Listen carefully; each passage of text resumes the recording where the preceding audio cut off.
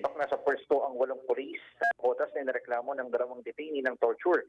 Sa press briefing sa Kamkrami, sinabi ni PNP spokesperson Police Brigadier General Randolph Tuanyo na dinala na sa District Personnel Holding and Accounting Unit ang 8.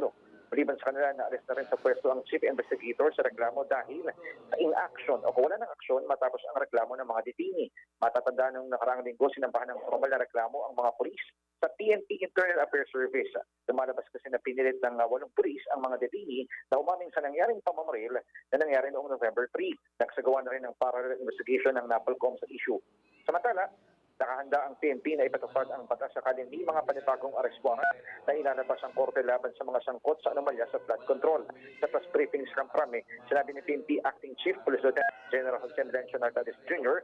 na makikipagtulungan sila sa iba't ibang ahensya ng pamahalaan para maihatid ang hustisya at maiharap ang mga sangkot sa kanilang mga kaso. Sa ngayon, 16 na arrest warrant na ang labas ng korte sa mga sangkot sa anomalya sa flood control.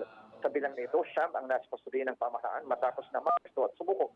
Hikayat naman ni Nartades ang mga may dalaman sa kanaroroonan ng mga arrest warrant sa flood control na makipagtulungan sa kanila.